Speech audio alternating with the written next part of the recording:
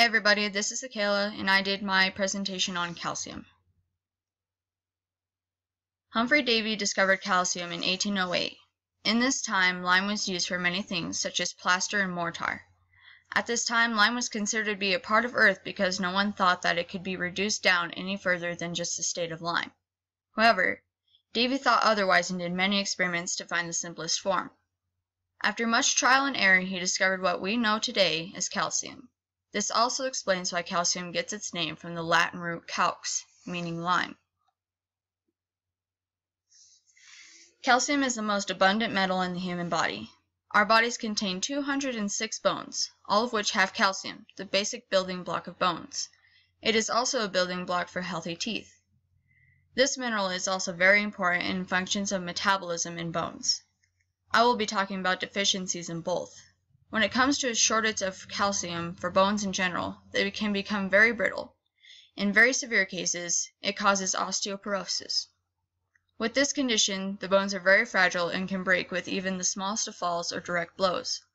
Osteoporosis is more common in women over 45 due to the side effects from menopause, but it can still happen in younger ages as well as males. When it comes to metabolism in bones and there is a lack of calcium, the process of tissue replacement is the main idea, especially in children. The bones create new tissues to replace the old and maybe damaged tissues.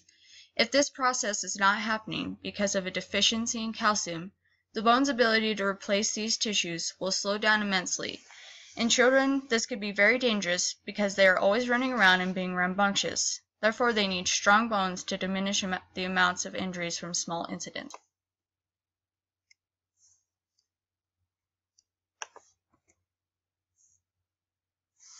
We can get calcium from many of our food sources. It is mostly found in dairy products, but it can be found in some nuts and vegetables like spinach and broccoli or cauliflower. Studies have shown that our bodies need at least 1,000 milligrams of calcium per day, and a very large amount of our population is not receiving this amount from the food they intake every day. To make it easier, there is a pill form that can be found for pretty cheap to help achieve this amount of calcium every day, which will keep our bones, teeth, and bone metabolism strong. Calcium interacts with magnesium in order to keep the high density of bone mass in our bodies. The ratio of calcium to magnesium should be 2 to 1. Therefore, if you are taking 1,000 milligrams a day, then 500 milligrams of magnesium should also be taken. Vitamin D aids with metabolism in the bones. If there is deficiency of vitamin D in the body, then bone metabolism is significantly decreased because the body cannot absorb as much calcium. The interactions between magnesium and vitamin D with calcium are both positive. Phosphorus has a negative interaction with calcium. Foods that are high in phosphorus will end up pulling calcium out of the body. In my research, I found some very interesting myths about calcium. The first one is that many people think that the only way to get calcium is in dairy products. However, there are multiple other sources that give you much more calcium than dairy products. For example, a cup of milk contains 296 milligrams of calcium, whereas a cup of sesame seeds contains 702 milligrams of calcium. And a cup of cabbage has 380 milligrams of calcium. Another myth I came across is over amounts of calcium. As mentioned before, the recommended amount to consume is 1,200 milligrams.